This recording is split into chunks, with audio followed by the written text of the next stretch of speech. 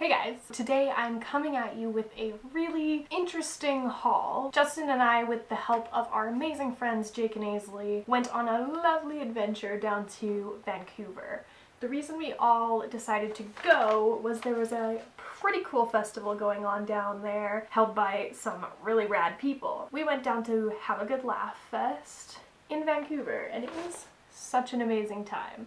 We met so many great people, and I actually recorded it. I recorded it, guys! So I have 7 whole days of footage. There will be some vlogs coming of Have a Good Laugh. Keep an eye out on the channel for that. However, today, I'm just going to show you what we picked up while we were there. You guys seem to be pretty interested in our weird little underground life.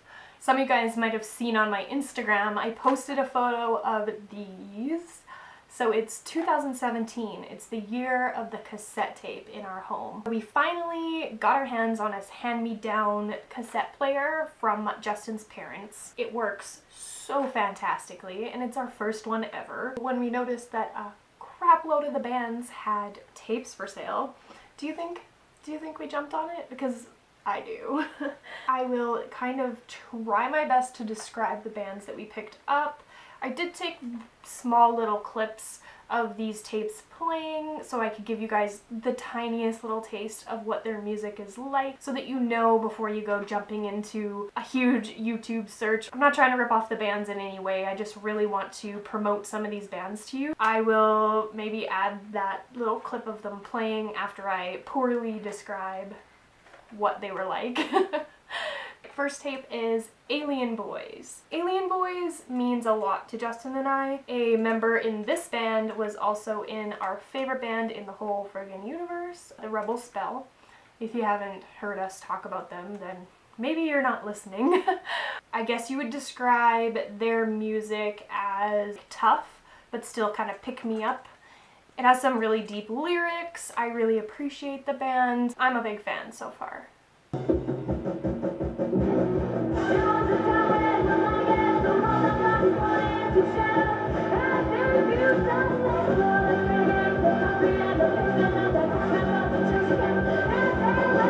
Next band is Headdress. Headdress is a female-fronted band. They're kind of a anarcho-punk, and they also have some heavy-hitting lyrics. It's almost like poetry, less so than like a beat. I hope that makes sense.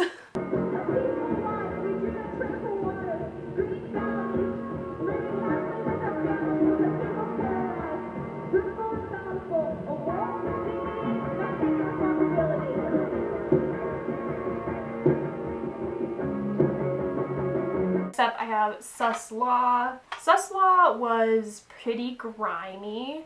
Sus Law was very crusty, borderline crusty. It was dark and doomful and just sludgy. I don't know, I liked it. It was interesting.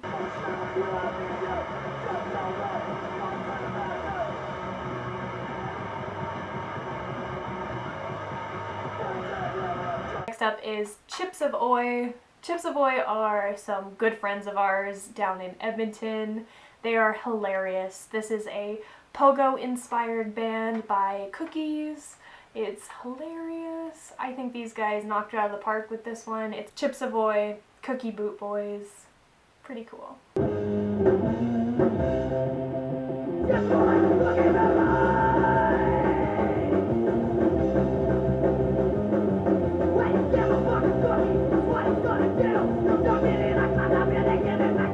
Next up, I have Gasp. Gasp is kind of like a hardcore punk.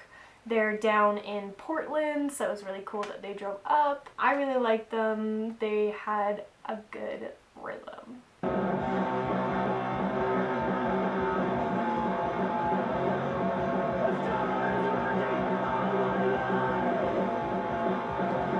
And last is Nick Fit.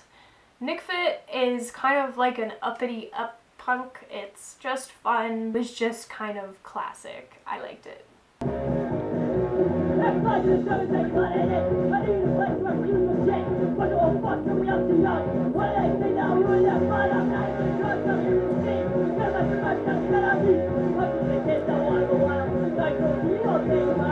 Next up, we grabbed a 7-inch of Antisocial.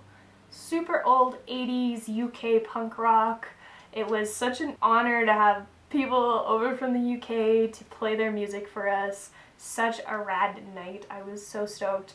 The people in the band were really down to earth and super easy to talk to. I was super pleased, so once their set was over, we went instantly to try and find some music to bring home to remember. A little bit of a story time. We went to a record shop downtown that we just so happened to drive by, and when we walked in, it was like, do you ever have that feeling when you're in a record store and the guy who owns it, he just acts like he knows everything about music? And then when you like go into anything about punk rock, he's just like, what? Has no idea what you're talking about. And then he like tries to pretend he does. It was so embarrassing. Anyways, he did have some really good heavy hitters in his shop. They were way out of our price range. We were not willing to pay that, even though, I mean, they were like original pressings, but nothing really caught my eye that I could afford. I found in a little stack in the corner this Blank 77 record for Justin. It is pogo punk. It is exactly his taste. This band is something he would go for in a heartbeat, so we picked that up for him. But the record store owner said something, and I will never forget this moment.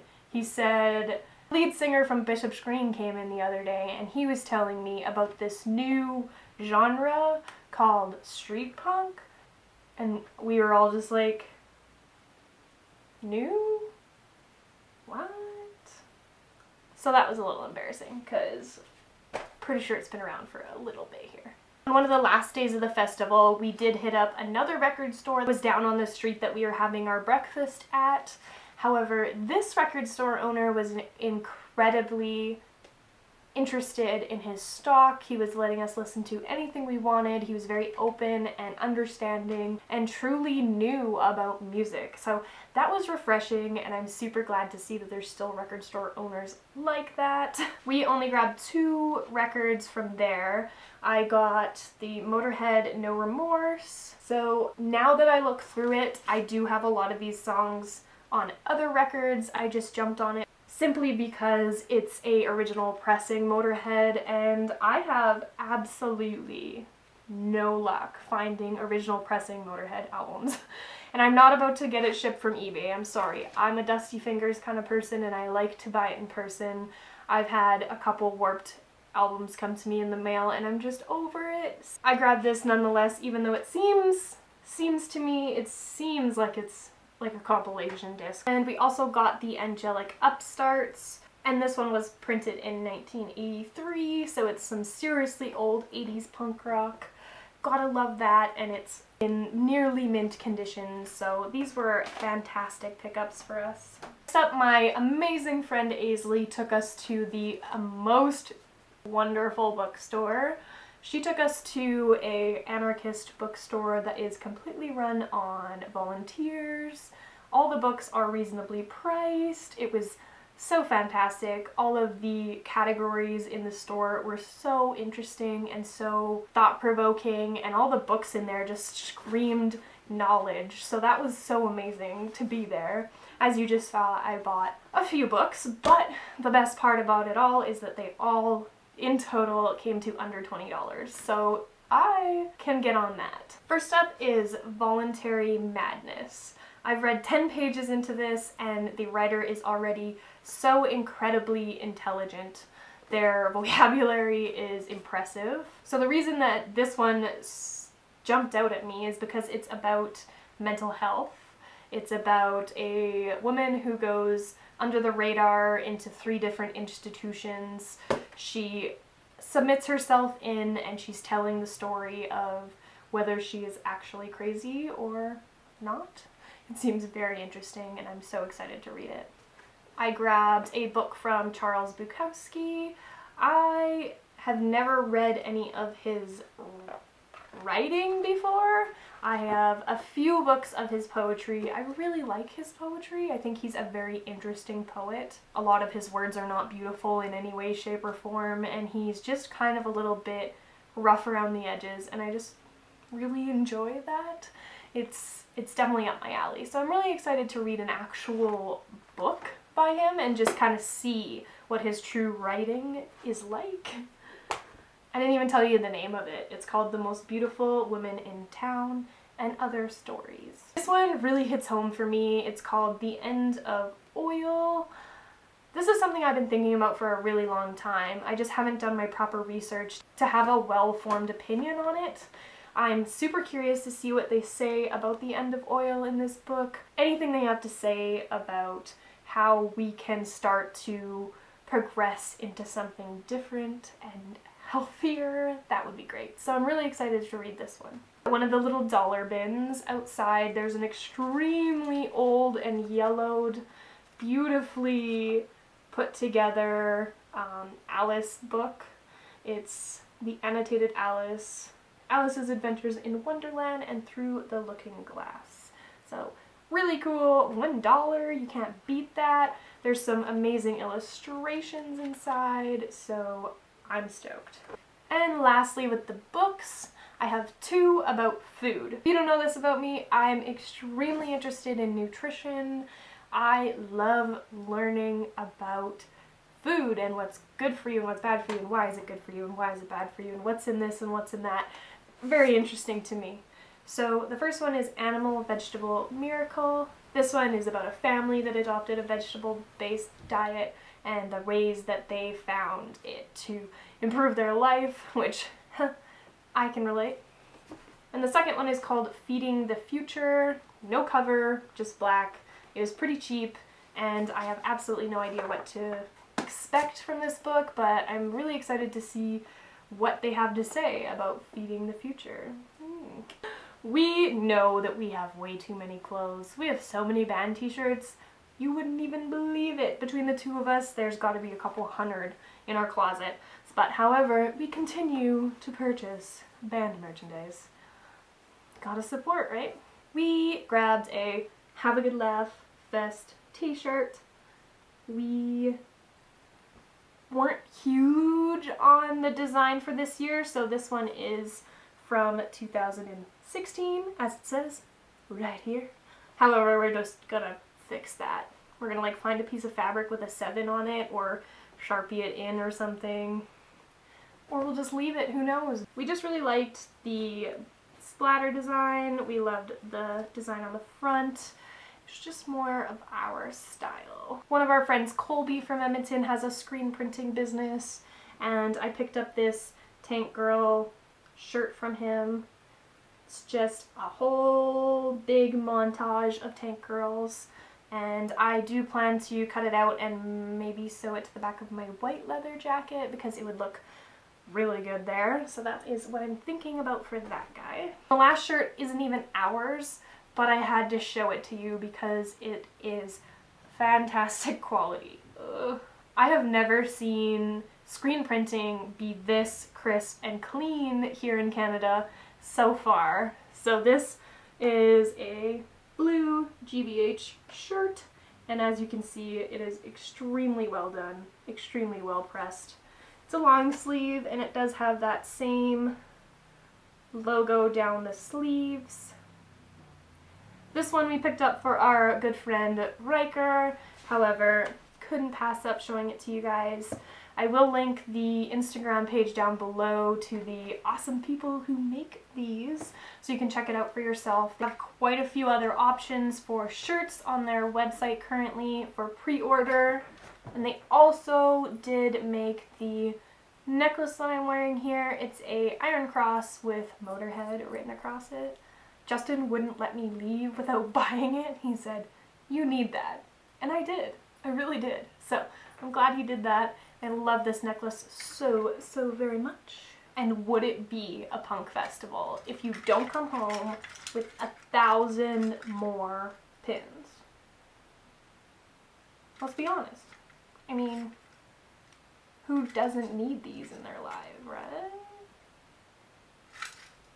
So I'm gonna do a cutaway so you guys can see the amazingness of these pins without me holding every tiny one up for you to see.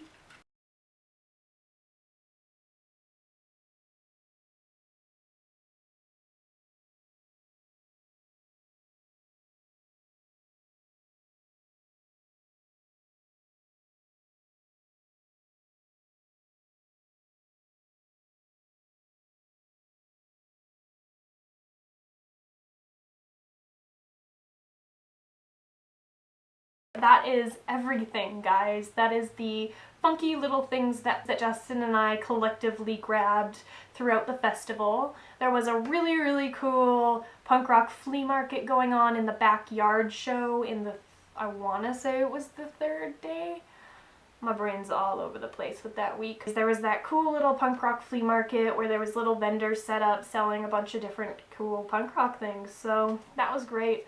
Honestly, as a whole, Have a Good Laugh Fest was definitely the highlight of my summer so far. I had such a good time, and we did in fact have a good laugh. So I do recommend you guys checking it out. They probably will do another one next year. We shall have to wait and see the news on that. So I'm just going to leave you guys off with a question. I'm really curious if you guys are going to any festivals this year, next year, if you're interested in any, if any are like on a bucket list for you, any of these festivals that you've been seeing popping up that you really want to go see. Just let me know in the comments down below. I'm really interested to read all about the places and the bands that you guys want to see. I love reading your guys' comments. It is definitely the highlight of what I do here. So please leave one down below, and if you're not, then hang out, subscribe. That would be sick. I have almost 30,000, which is mind-blowing. If there was 30,000 of you sitting behind the camera, I would just die. I wouldn't be able to do this. So I'm just so grateful that you guys are so interested in the small little weird parts of my life. The underground music scene, it means so much to Justin and I. It's a big part of our lives and our relationship.